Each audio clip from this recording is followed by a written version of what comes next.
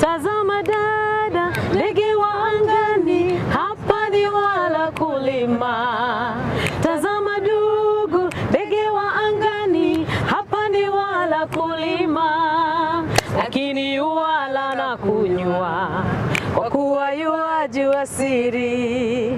Lakini wala na kunywa, kwa kuwa yuajua siri. Pambazuka na Yesu, pambazuka na Yesu, pambazuka na Yesu, haleluya. Pambazuka na Yesu, pambazuka na Yesu, pambazuka na Yesu, yalale, pambazuka na Yesu, pambazuka na Yesu, pambazuka na Yesu, haleluya. So our guest today is a renowned gospel minister and singer of the hit album Pambazuka.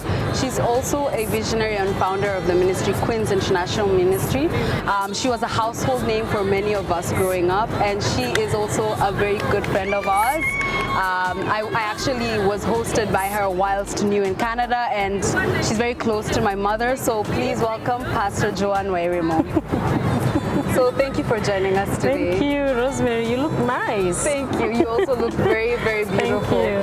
So just for our audience, tell us a little bit about yourself. Well, a little bit. I am a mother of 3 young adults. My last born just turned 18. A minister of the gospel in singing, in preaching. I am a strong believer that the purpose of God in our lives is the most important thing. Yeah. I'm also the founder, as you say, of the Queen's Ministry International, and yeah, That's a follower of Christ. Of course, yes. So I wanted to know for you to share about how you began your music journey in Kenya, because a lot of people, you are a pastor and recently ordained as a reverend, but how did that musical journey start and then getting into ministry back in Kenya? Wow, it began long ago. I was in Form 3 when I composed my first song. That was back in 1991. Wow. I just got born again, and so I knew I would sing. I loved singing from when I was very young. My mother tells me that before I began to talk, I could sing. So in Sunday school, when I went to primary school, I was the one leading in, traditional dances up to the nationals. I remember one time President Moi visited our school. I was too short, and I was short and plump. But I led the whole school of thousands of students to sing the song. That was very popular. I don't know whether you can remember that song. You're very young by that time. Yeah, but Tawala Kenya, Tawala, Tawala Kenya, Tawala. I don't think I remember that. I was like this, but the whole school. So we were given a lot of bread and milk, soda. yeah. So I became very popular in school. So singing was my life, has always been my life. But when I did my first album, was back in the year 1995. Yeah, March. That's when I did my first song. Goro ya kwani eda Yesu. Goro ya kwani eda Yesu. Igoro ne tukaina hallelujah hosana. Igoro, igoro. Nitaguoko baba nitaguoko. It's a whole album of 12 songs. That was 1995. When you were in the 3rd form. No, that I had left. I composed my first song when I was in school. Oh, okay. But I didn't record immediately. Oh, yes. Because Okay. it took some time before I get to know the studio and everything. Yeah. Wow, wow, such a journey. And what was the connection with ministry? How did that begin? Meaning preaching ministry. Yes. Wow. You know what happens when you become faithful in the call of God upon your life? He keeps promoting you from one level to another. So you begin small, but you don't remain small. But the level that you go in life depends on how faithful you are to the instructions that God gives you. So I started as a singer, But because of the faithfulness of the singing ministry, God now promoted me into preaching ministry. And I didn't know I could preach. I'd actually refused. You know, many ministers would come to our church and prophesy and tell me, God has called you not just as a singer, but as a preacher. And I would say, no, me preach? No. First of all, because I don't want to come out of my comfort zone. Yeah. Singing is what I want. I swim. Once I take the microphone, I flow. It's easier. I don't want anything that is going to challenge me. Actually, I remember I would ask the preachers ahead of me, how do you exactly get a message? Yeah. How do you get a How does that happen? How do you get a revelation? But when God called me into preaching, I entered into serious prayers, seeking the Lord as how does it happen? How does it work? And it just, you know, God just gives you the scripture, gives you the message, you start writing down, and that's how it goes. Was it difficult because being a woman and I believe those days, and there are still people who don't think women should be the face of a ministry. So how was that? How did that work for you? Wow, that's a very good question. I totally believe that as a woman, you have to be very determined, focused, and courageous enough to fight for your call and to become who God has called you to be. Because everything else dictates negatively. I mean, puts you down. The society puts you down. And especially when you now you are now in an authority that is also not accepting you as who God has called you to be. So I would say it has not been easy, but God has been faithful. Wow, that's great. Because I feel as though, especially like those years, it was not as conventional for women to pioneer, you know, in ministry. It was difficult, and I thank God for the women of God that went ahead of us, like Evangelist Joan Wairimu, Bishop Margaret Wanjiru, Bishop Margaret Wangari. You know, these are the ladies that we looked up into and believed if they have done it, then we can. That's great. So how would you describe the music that you create? Has it evolved, what you're creating now? Because you are still doing this, but like a lot of people, I feel like, especially for us growing up, like your music, you are a household name. So how would you describe your music? And to me, music is not just singing. Music to me is worship. I worship the Lord through singing. And worship is not a song. Worship is a lifestyle. It is. Is how you live, is how you talk, what you do, how you do it, how you relate with people, your character, your values. Worship is carrying the cross daily, 24/7. So when you sing, it is what the Lord has cooked in you that you are bringing out. So you are serving it to the people. And that is why whatever that comes from the heart enters into the heart of men. When you compose or you start writing, you're thinking of something to write about, that is just from the head. So it goes to the head and goes away. But when the message has been cooked from the heart, then that message is going to be in the heart of men for a long time. I'm just curious, how did Pambazuka come to be? Oh wow. As I said, Pambazuka is a song that was cooked. Most of the songs that I sing are songs that have been cooked in me, are a testimony. So Pambazuka, I was actually coming up from Acacia. Wow. And the whole of that year, the year 2002, the Lord had led me into a prayer and fasting continuously for a whole year.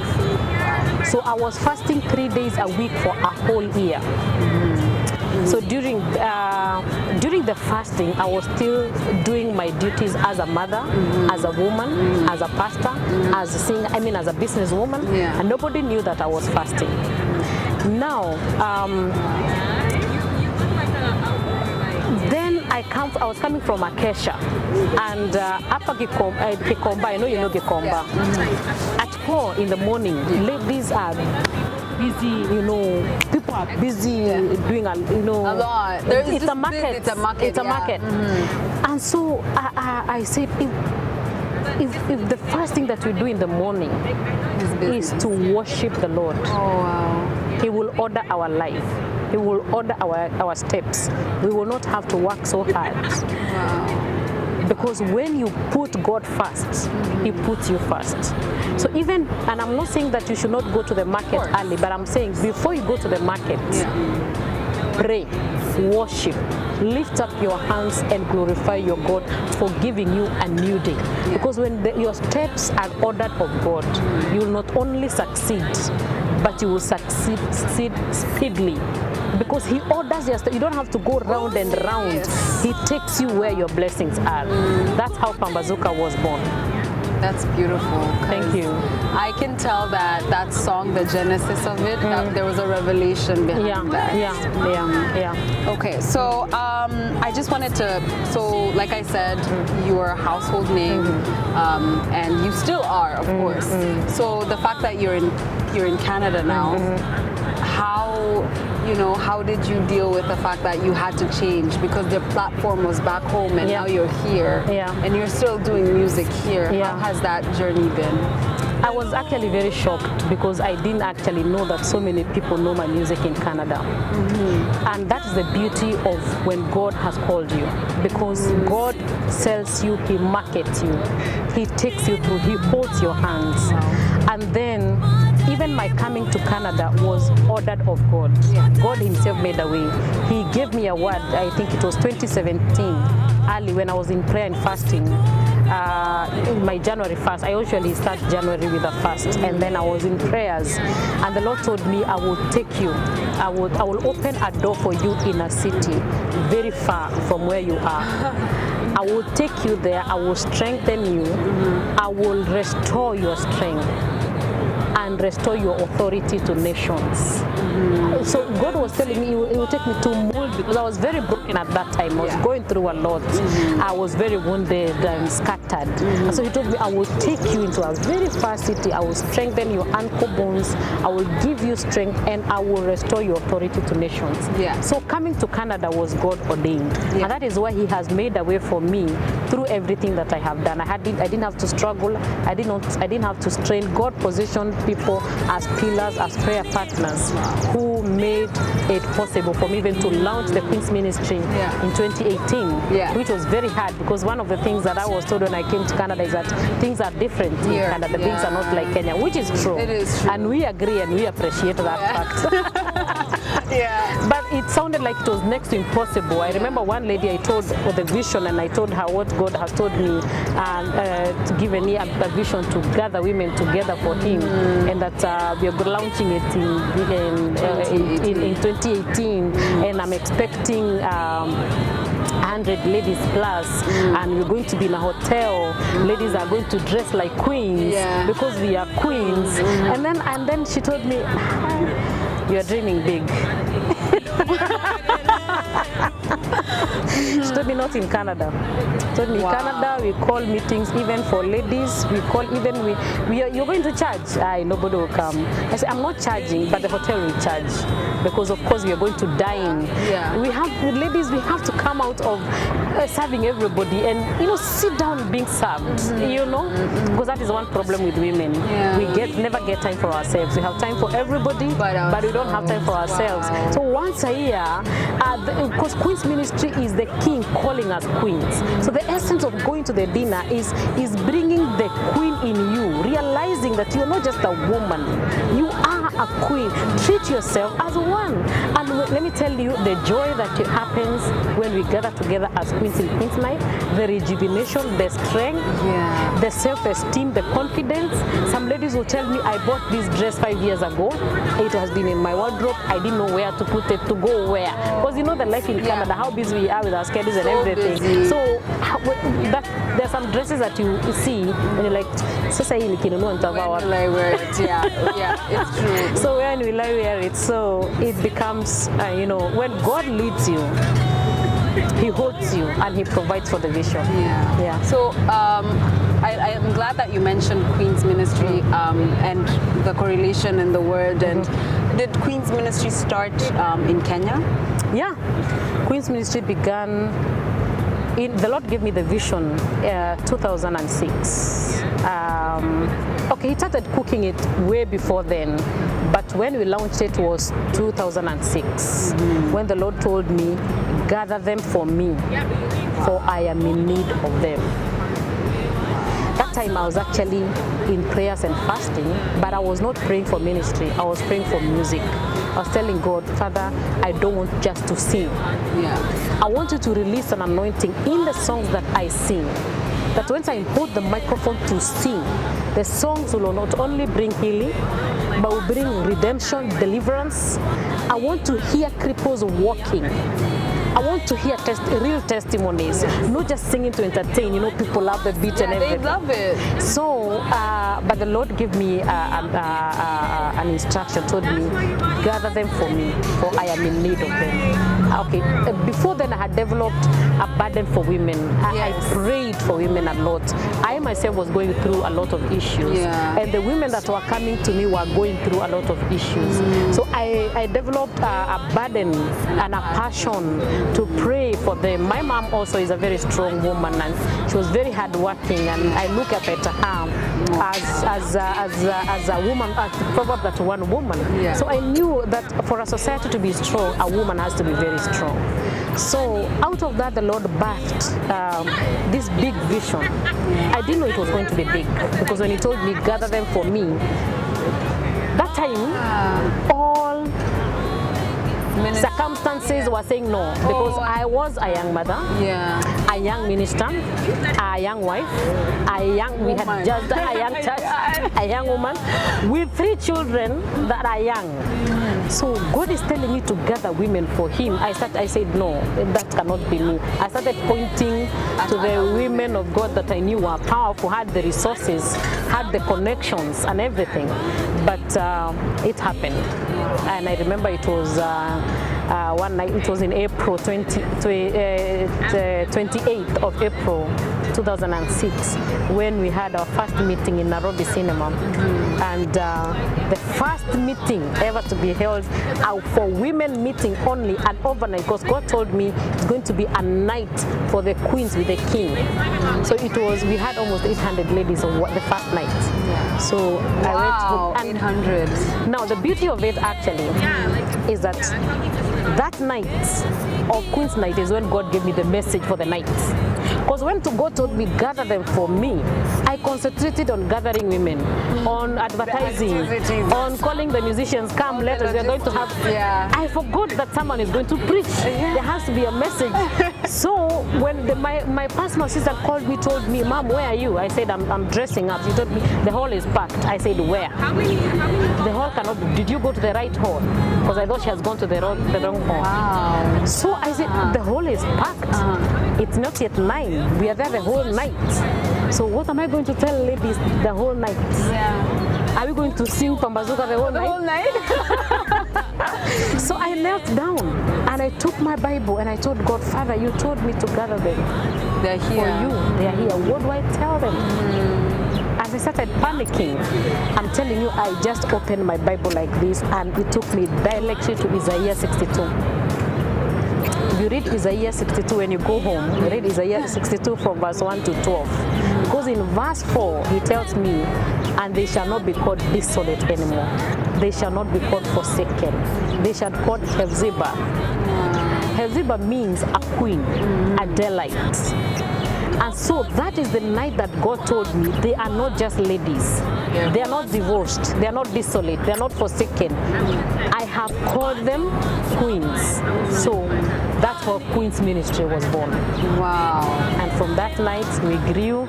We have now branches in Canada. We have a branch in UK, in Kenya, in America, and we thank God for that. That's amazing. Amen. I know that you've shared a lot of your journey has to do with also your relationship with God. Why is ministry important to you? Because it's who I am. The call of God in my life is everything. Wow. To me, what God wants is what matters to me. It's not what I want, it's not what the society wants, it's not what people think of me. My priority is what does God think of me. when I work every day, and the question that I ask myself in the evening is that, have I put a smile on the face of Jesus? When he looks at me, is he happy? How I raise my children, how I talk to my children, how I relate with other women, how I talk to people, what I do every day on my phone, what website am I going. It's not about what people think about me, it's what does God think about me. So to me, ministry is who I am. Yeah. So I just want to know, what do you think causes people to fail? Because there's a lot of people who recognize that they have different callings in life, you know. What causes people to give up, and what do you feel that you may have done right, you know, that caused you to hit that ceiling? Wow, that's a very good question and a difficult one too. It is. One, because it is very easy to fail. It is. And it is easy to fail when you miss the mark. And the mark is what I said at the beginning. What does God want you to do? Most of the time, people concentrate on what do people think of me. What do people, it's about showing off, it's about what are people thinking, you know. So the pressure of performing gives you, puts you in a very difficult situation, because there is what you want to show people that may not necessarily be the reality. For me, I am me. Yeah. I am real. What you see is what you get. I mean, I don't fake anything. I mean, and the people that know me, the people who have related with me very well, will tell you. You come to my house, I mean, I mean, I don't want to, and that is something that I refused from the beginning. The issue of being put as a celebrity, because the society, that's what the society do. It puts you there. Yeah, that's actually true, and it's very tempting to. The stereo, I mean, they tell you you are a celebrity. They expect you to drive a certain type of a car, live in a certain type of a house that they are not going to buy for you, and and so they dress in a certain way. So you miss the mark of what is my assignment. What does God want me to do? Listen to the instructions. For me, if I go to the palace, I will stay in the palace as a queen.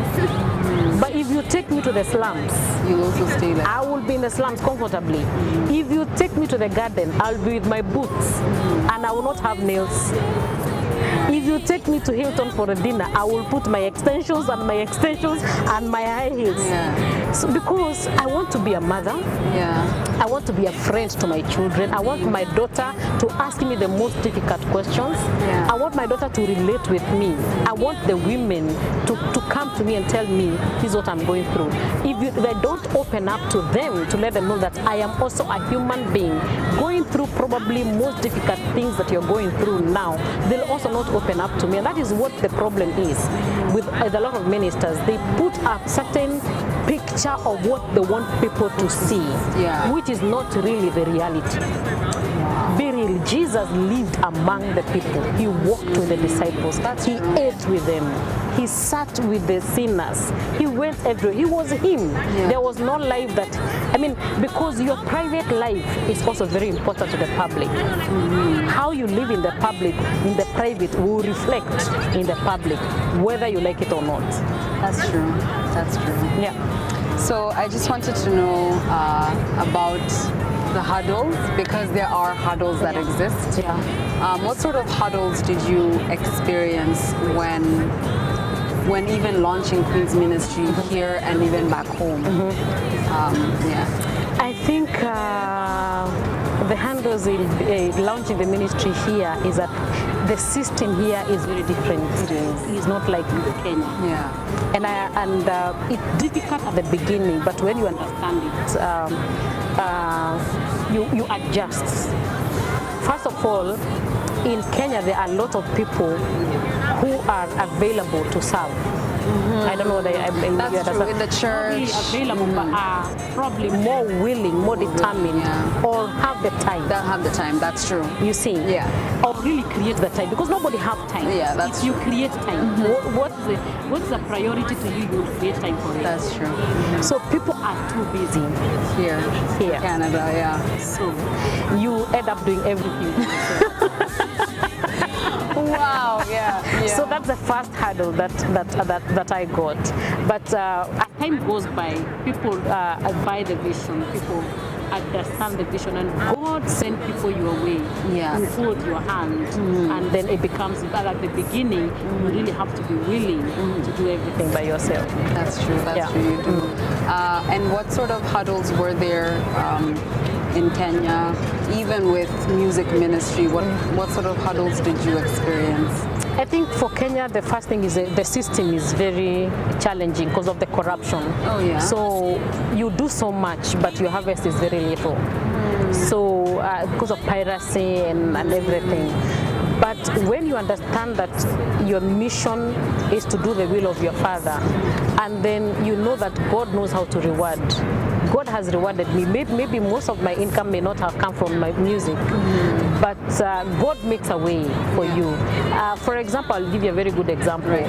I am now in Canada, okay? And I'm saying that to show you that God has many ways of rewarding you. You may not get billions in your music, but God will make a way for you that He will know that this one is a reward from God. I'm in Canada with my 3 children. Yeah.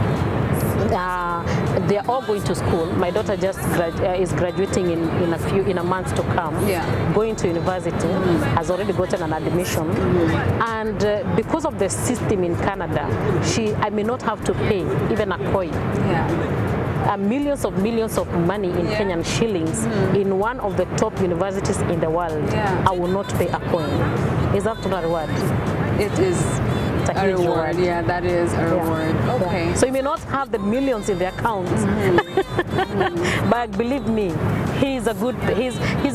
I always say God is a good employer, the best. The best boss. Yeah.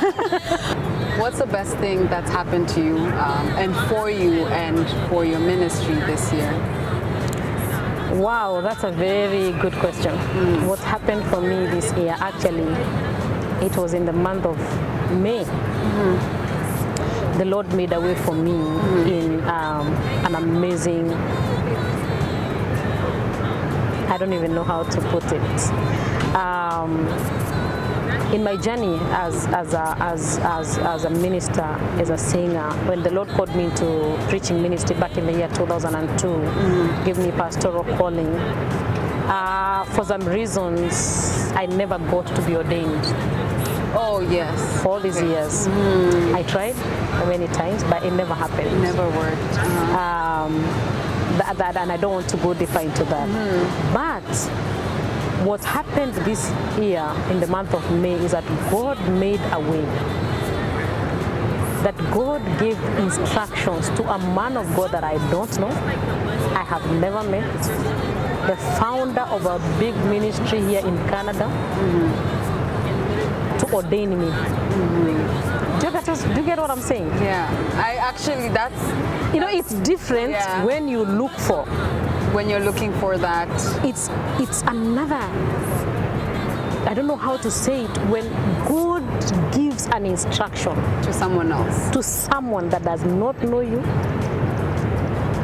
to ordain you, that has blown my mind it gave me it touched me so much. I reflected to where I have come from. It made me realize that surely my coming to Canada was God ordained, and that God is in it, and it is bigger than I think. You think, oh, this is actually bigger than I'm me. thinking. Yeah. I mean, God is concerned about every little detail, whatever that is happening every single day. Imagine God is aware. Wow. So He gave me an appointment. I was actually going just for the appointment. Right. To pick up some certificates, and then, but I thank God I called one of my friends. I told her, a very good, a confident, a woman of God, a pillar. I called her and I told her, Bishop has given me an appointment, and she said, I'll take you. I don't want you to drive all the way because it's in Burlington. Oh, okay. I thank God we went together because I don't know how I would have drove back. I was so soaked in the anointing. Wow. I was so drunk because he ministered to me for 3 good hours. He said, I'm not in a hurry. I have instructions from my Father that I have to fulfill. God has told me, ordain my daughter for me. I have chosen her. I have set her aside for myself. Can you imagine? That's incomprehensible. It's big. So, of course, we wouldn't have this interview without a small performance of the hit song Pambazuka. Tazama dada, ndege wa angani, hapandi wala kulima. Tazama ndugu, ndege wa angani, hapandi wala kulima. Lakini wala na kunywa, kwa kuwa yajua siri. Lakini wala na kunywa, kwa kuwa yajua siri. Pambazuka na Yesu, pambazuka na Yesu, pambazuka na Yesu, haleluya. Pambazuka na Yesu, pambazuka na Yesu, pambazuka na Yesu, pambazuka na Yesu, pambazuka na Yesu. Wow! Oh my God! Sukamwambia mwanamke Msamaria kizimani, hao wanaume ulionao hawamalizi kiu. Kunywa maji, dada, kunywa maji, kunywa maji, kwani ukinywa haya hamna kiu tena. Minisketi hipsa, fashoni hazimalizi kiu. Kunywa maji, kunywa maji, kunywa maji, kunywa maji ya uzima. Kunywa maji, kunywa maji, kunywa maji ya uzima. Amen. Those two are fine. Let's just give them a taste. Mungu amekusudia kukubariki. Najua hiyo but not the lyrics. Mungu amekusudia kukubariki. Je, unaweza kungojea kidogo? Kwani Bwana Yesu amekusudia kukubariki. Mateso unayoyapitia siku ya leo hayalinganishi na utukufu utakaopata. Hey! Mungu amekusudia kukubariki. Mungu amekusudia kukubariki. Sema tena, Mungu amekusudia kukubariki. Mungu amekusudia kukubariki. Nigwedete. No, I wanna sing. I wanna sing. Okay, one more and then we're done. You know how to edit the video, so yeah. Niye demohotani, demohotani, makeria mamohotani, otani waheaniro, nejeso mwene, modharavaine, miakagirigere meviru. I don't know. Niye demohotani, demohotani, demohotani, makeria mamohotani, otani waheaniro, nejeso mwene, modharavaine, miakagiri. Niye dire na gaja, nejo wewega, iyele, yelele la la la, otani waheaniro, nejeso mwene, modharavaine, miakagirigere meviru. Nyimbo hizo peke yake? Nyimbo. No, we can't see all.